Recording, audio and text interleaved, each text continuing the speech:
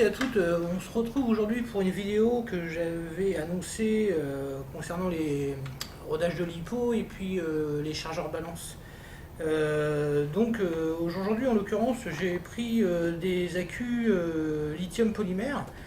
J'ai pris, que je ne dise pas de bêtises, j'ai dû prendre 3 types d'accus afin de... Alors moi c'est pareil, j'utilise des sacs LiPo-SAF, enfin il y a plusieurs marques, hein. Il n'y a pas que LiPo-SAF. Alors je dis pourquoi j'utilise ça, c'est tout simplement parce que bon, en cas de départ de feu sur un accu, je préfère prendre ça à la main et le jeter dehors, que de prendre la batterie dans la main qui est en feu, puis lâcher dehors. Parce que je pense que ça n'aura pas les mêmes conséquences de prendre l'accu en feu dans la main que de prendre le sac avec la batterie dans le sac. Donc voilà pourquoi. Après, je ne sais pas si, je veux dire, en cas de départ de feu, ça a vraiment, je veux dire, une durée de coupe-feu, on va dire, assez suffisante. Mais de toute façon, sachez que les accus, quand vous les chargez, il faut être à proximité. Vous n'allez pas aller vous coucher et charger les accus la nuit ou charger ça dans un endroit où sans surveillance, parce que un accu, quand ça part en cacahuète, quand ça flambe, ça flambe. Je vous invite à aller voir sur internet, vous allez voir, il y a des vidéos qui sont un peu effrayantes, quoi. Donc voilà pourquoi moi j'utilise des sacs, enfin des sacoches LiPo, hein, pour LiPo, quoi. En plus, vous avez des valises qui vendent dans les magasins de bricolage. Ça vous permet de stocker vos LiPo au sec, à l'abri, concernant l'humidité, les températures. Donc je crois que ces valises là, je vais pas faire de pub pour le magasin, mais il y a des magasins pas chers qui vendent les valises 10 € quoi. Donc après voilà, donc ça vous permet de les stocker au sec, et puis bon, après voilà, ça évite la poussière, et puis etc. Donc je vais rebrancher la petite caméra frontale et je referai une petite vidéo concernant les petites caméras là, parce que justement j'avais une question concernant j'avais un commentaire, pas sur YouTube mais sur Facebook, concernant les types de mini caméras sport que j'utilise. Donc je referai une petite vidéo parce que j'utilise la SJ4000 pour le retour FPV, la Iken 9 HR pour du 4K, on va dire, sur mon drone, le XK Detect 380, le X380. Donc je referai une petite vidéo pour ces petites caméras. Mais bon, là c'est surtout les rodages de LiPo et les chargeurs balance. Donc nous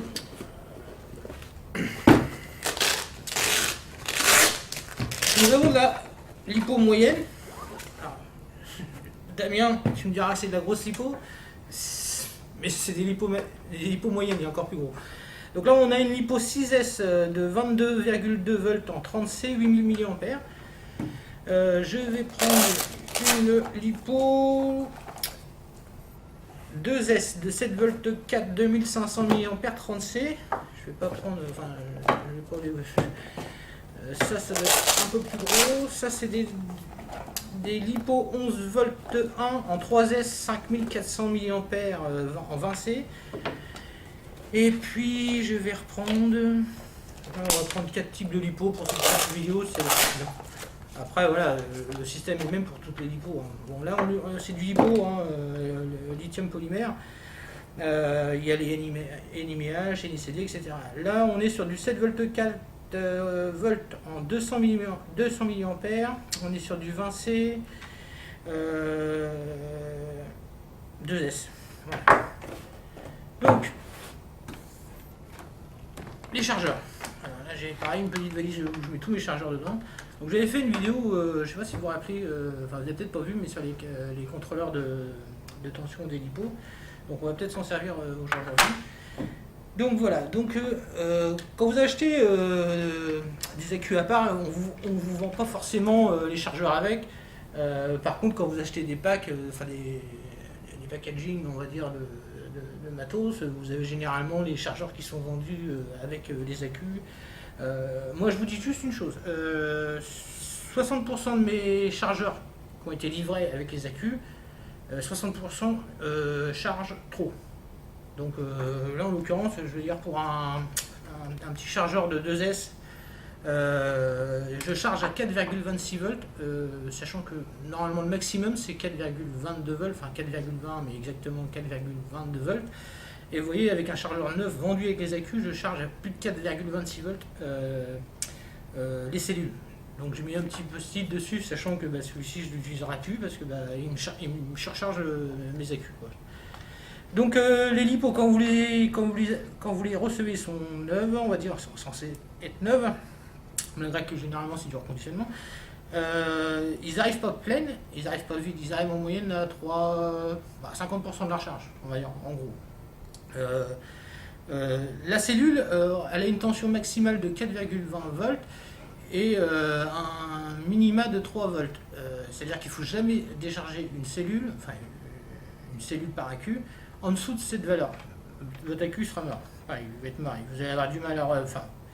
il est mort, pour moi il est mort. Et vous allez avoir du mal à le recharger, vous allez avoir un risque que la cellule le pète, et vous aurez toujours un déséquilibre de tension dans vos cellules, donc c'est dommage de perdre votre matériel à cause d'un accu défectueux, quoi. Donc ne jamais descendre en dessous de 3 volts. Ils vendent des petits testeurs buzzer que vous pouvez adapter sur vos appareils, que vous réglez au niveau de la tension pour qu'ils se mettent à biper à un certain voltage, de manière à ce que vous coupiez vos machines avant de descendre en dessous et de les vider, et puis de les rendre HS, quoi. Donc j'ai Patrick, tu vas te reconnaître, tu m'as dit que les lipos session maxi, on va dire 5 volts. Alors écoute, j'ai été voir un peu sur les forums. Certes, les vendeurs de lipo disent en gros 5 volts, 5 sessions maximum. Je me suis renseigné un peu, et écoute, on n'est pas tous d'accord avec toi. L'idéal, ça serait 10 sessions. Alors quand je dis 10 sessions, c'est-à-dire que pendant votre batterie, vous l'avez neuve, 10 fois vous allez la charger et la vider. Donc vous n'allez pas la vider à fond et vous n'allez pas la charger à fond. Donc ils disent 5 fois, moi je vous dis 10 fois, mais le mieux ce serait 15 fois. Donc quand je vous dis de ne pas le décharger à fond, c'est-à-dire que 4 volts 20 par cellule, écoutez, mettez-les à 4,18, comme moi je fais. Et le stockage, quand une batterie vous ne l'utilisez pas, vous la mettez dans un endroit que vous n'allez pas utiliser pendant un certain temps, ça ne sert à rien qu'elle soit chargée à fond, vous la mettez à 3,85, 3,85 volts par cellule, c'est suffisant en stockage. Comme ça, vous leur mettez un coup de boost quand vous avez besoin de partir, vous savez que vous allez partir faire un peu de modélisme, vous remettez un coup de boost dans la journée pour que vous les remontiez à 4,18. Donc moi je préconise 10 à 15 fois de les charger à 4,18 maximum et vous les déchargez au minimum, on va dire, à 3,70, 3,80. Moi c'est le minimum que je conseille. Et pendant, on va dire, 10, 15 fois, bon, ça va monter jusqu'à 20 fois, moi je pense que 10-15 fois c'est suffisant, les 15 premières fois de respecter ce procédé de charge et de décharge. Les batteries, quand vous les videz, attendez un certain temps avant de les recharger. C'est-à-dire que quand vous avez utilisé votre accu, attendez, on va dire, moi je préconise quand même 4 à 6 heures. Mes collaborateurs m'ont dit 2 heures c'est suffisant. Bon, après, oui, c'est sûr, écoutez, j'ai jamais été dans l'intérieur de la chimie, voir exactement ce qu'il fallait attendre 2 heures, 4 heures. Moi, je prends toujours une marge, je suis toujours quelqu'un qui prévoit. Donc, je vous dis, attendez 4 heures, une fois que vous l'avez vidé, attendez 4 heures avant d'aller la recharger, quoi. 4-5 heures, bon, voilà, moi je procède comme ça. Maintenant, je sais qu'on m'a dit 2 heures. Moi 2 heures, j'ai été voir un peu sur les forums, la plupart des gens ils font comme moi, ils laissent même des fois 24 heures avant de la recharger. Donc moi je pars du principe 6 heures c'est l'idéal, 5-6 heures c'est l'idéal avant de recharger une batterie que vous venez d'utiliser. Ça c'est la base. Après la deuxième chose, c'est ce que je vous disais, les chargeurs balance. Alors ils vendent des chargeurs balance, quand vous avez des lipos comme ça 6S ou comme 3S, 4S, 5S, où c'est des chargeurs qui vont équilibrer vos cellules. On appelle ça les chargeurs balance. Donc moi je vais vous parler d'un petit chargeur que j'ai acheté sur... alors je ne vous dis pas de bêtises, c'est Banggood. J'ai acheté ça, c'est une 50aine d'euros. Le chargeur XDT K6+. Alors il est bien pratique ce petit chargeur là, parce qu'en plus de ça, vous pouvez le brancher sur courant alternatif, et vous pouvez aussi le brancher avec un accu, avec un accu en extérieur sur le terrain quand vous partez pendant la journée, on va dire, faire du modélisme. Donc là, vous allez pouvoir, on va dire, charger vos accus dans la journée sur place, quoi. Donc c'est bien pratique. Je vais brancher sur le courant alternatif. Faites bien attention, c'est du XT, c'est du connectif XT60, pas du XT90 sur ce modèle-là. Je me suis fait avoir, voilà, j'ai acheté et puis j'ai pas vu que c'était un XT90, donc c'est du XT60. Donc je branche. Voilà. L'avantage de ce petit chargeur balance, c'est qu'il a un ventilateur qui refroidit les circuits imprimés dedans, la petite carte mère. Donc en fin de compte, c'est un de ses avantages, c'est-à-dire que quand vous chargez des gros accus, des gros accus et beaucoup d'S, ça a tendance à chauffer. Donc ce petit SDT là, il est bien pratique. Donc on va faire un petit tour du menu. Donc vous avez les tensions. Alors en haut vous avez l'heure de temps de charge. À gauche vous avez donc les ampères, à droite les milliampères. Donc à gauche ça sera les ampères à laquelle vous chargez ou vous allez décharger. Parce que c'est l'avantage de ce petit chargeur balance, c'est qu'il a aussi la capacité de décharger vos accus. Bon après, bon, c'est une petite parenthèse. Vous avez en dessous le nombre de cellules. Donc en l'occurrence, celui-ci va jusqu'à 6 cellules. Vous tournez votre petite molette, tout se fait par une seule molette. Une molette et une pression. Là vous avez les tensions d'entrée. Donc là en l'occurrence, je suis sur une prise de courant, donc je suis en 12 volts. Vous avez la tension de sortie qui va sortir pour recharger vos accus. Vous avez donc un petit calendrier journalier qui vous dit le nombre de pièces le nombre d'accus que vous avez chargé dans la journée, le nombre de pièces que vous avez chargé dans la totalité et le petit logo là de station essence qu'on voit en fin de compte, qui représente en fin de compte l'énergie que vous avez relancée dans l'accu, quoi. Et le petit thermomètre de température qui vous indique la température de chauffe de votre petit appareil. Donc on va prendre en l'occurrence une petite batterie, là on est sur du 2000 ampères. Alors, là vous avez sur l'extrémité droite de votre chargeur, vous avez donc les broches pour les prises d'équilibrage pour vos cellules, et là votre connectif en XT60 pour brancher, on va dire, la charge. Donc vous voyez, je branche comme ceci. Donc là vous voyez, il détecte automatiquement que l'accu il fait 7,71 volts, 3,86 volts par cellule, donc on voit bien qu'ils sont bien équilibrés. Si je retourne un peu la molette, on n'a rien qui s'affiche de plus, donc il n'est pas en charge. Donc vous appuyez sur la molette, vous avez un menu, le menu de paramètres. Vous avez ici si vous voulez un chargement, un déchargement ou un stockage.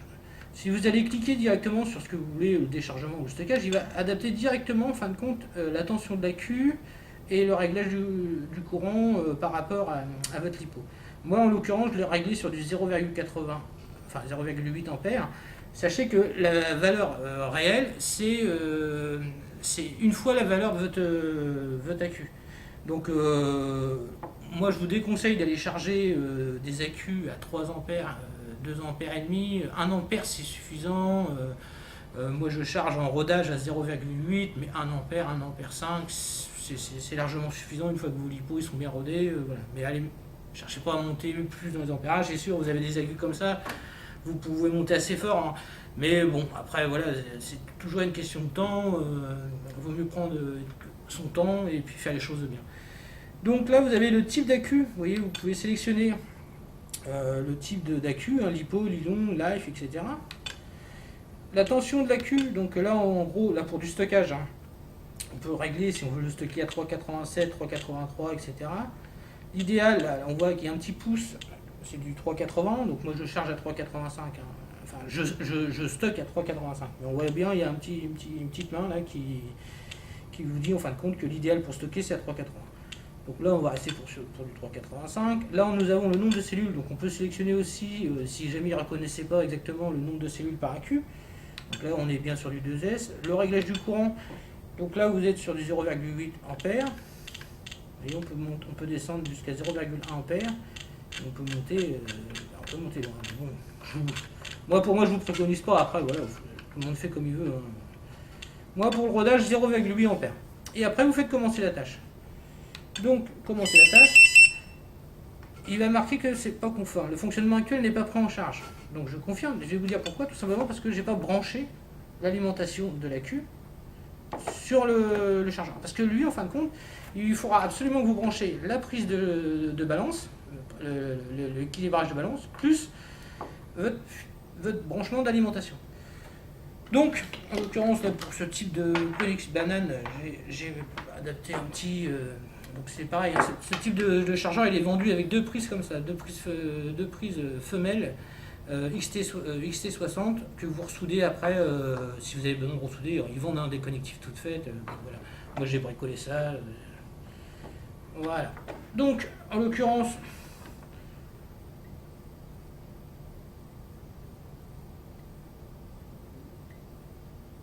Voilà, le noir sur le noir, le rouge sur le rouge. Et là, vous allez voir, commencer la tâche. Je suis à 3,86, donc je suis déjà j'ai déjà dépassé mes 3,85 de stockage. Donc voilà pourquoi il m'annonce un bip sonore. Parce qu'en fin de compte, mon accu est à 3,86 par cellule. Et mon stockage, moi, je l'ai réglé à 3,85, vous voyez ? 3,85. Et mon accu est déjà à 3,86, voilà pourquoi il me refuse. Par contre, si je prends le chargement,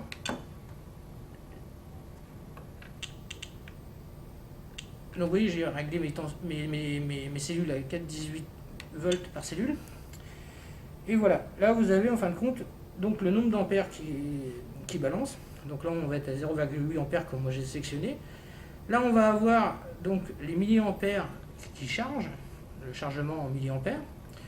Là vous avez vos cellules, donc qui va équilibrer la charge sur vos cellules. Donc là en l'occurrence c'est une 2S, c'est pas un souci, mais par contre quand vous avez des accus à plusieurs S, c'est un peu, voilà l'idéal des chargeurs balance. Donc là c'est ce que je vous disais, le petit réservoir là, qui est sous forme d'essence, ça vous donne en fin de compte les milliwatts, en fin de compte c'est la capacité que vous envoyez dedans. En fin de compte c'est un peu comme si vous preniez un réservoir d'essence, voilà, vous remplissez votre réservoir. Là nous avons la température comme je vous disais, 30 degrés là. Là la tension d'entrée, donc on est sur du 12 volts, et la tension de sortie je suis en gros à 6 watts, 7,7 volts en 6 watts. Et là c'est les mégasomes. Alors les mégasomes, je referai une petite vidéo parce que c'est vrai que Philippe, je crois, qui m'a demandé un peu plus de détails là-dessus. En fin de compte, les mégasomes, c'est pratique. Enfin pour moi c'est pratique. Ça vous permet de déterminer la résistance de vos cellules. C'est-à-dire plus le chiffre va être élevé, moins votre cellule va être costaud, va être résistante. Et plus vous allez charger en fin de compte vos accus, plus les chiffres de vos mégasomes vont augmenter, parce qu'en fin de compte, plus votre accu va être chargé et plus vous allez l'user. Voilà pourquoi vaut mieux avoir des valeurs basses, mais bon, forcément ça monte, plus vous utilisez votre accu, plus ça va monter. Donc là j'ai fait un petit peu le tour, on voit bien que là vous voyez, il charge, il équilibre 3,89 volts, il va équilibrer la cellule 1. Donc si on avait une grosse différence, il chargerait en priorité la cellule la plus basse. Donc j'espère que vous voyez bien avec la vidéo, avec la petite caméra, mais bon, là on voit bien que là, j'ai la cellule 2 qui est à 3,89 volts et la cellule 1 qui est à 3,88 volts. Donc il va me charger la première cellule, il va me la monter à 3,89.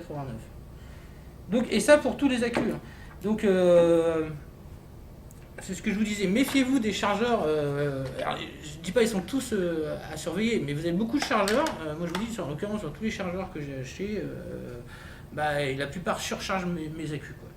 Donc méfiez-vous, contrôlez quand même, faites une charge avec vos chargeurs d'origine, faites un contrôle avec le contrôleur, que j'avais fait une petite vidéo, de vos accus, et vous allez voir, vous allez vous rendre compte, soit votre chargeur il est fiable, ou soit il n'est pas fiable, parce que si vous chargez, si votre chargeur se coupe avec une cellule qui est à 4,26, bon, il y a un problème, votre chargeur il n'est pas fiable.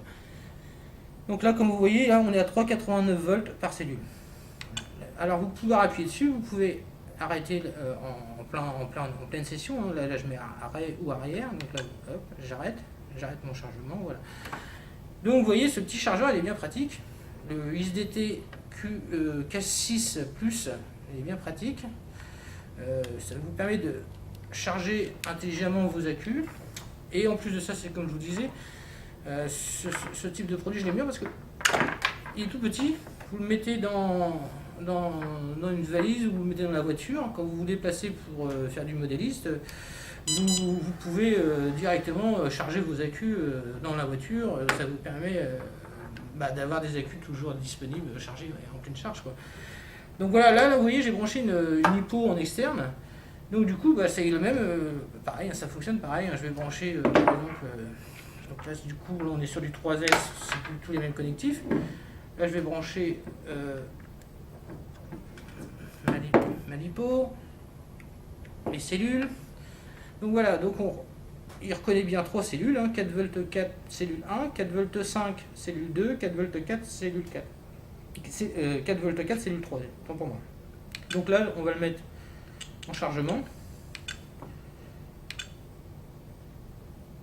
Commencer la tâche. Voilà. Et il va me charger mes accus avec une batterie en externe. Vous voyez ? Voilà. Donc là, en l'occurrence, comme je vous disais, j'ai pas besoin de courant, je peux faire ça dans la voiture, je peux faire ça sur le terrain. Bon, après, voilà, vous adaptez les accus que vous avez besoin. Moi, là, en l'occurrence, j'ai pris une 22 volts en 6S, 8000 mAh, ça me suffit, ça me permet de charger 5-6 batteries. C'est bien pratique, quoi.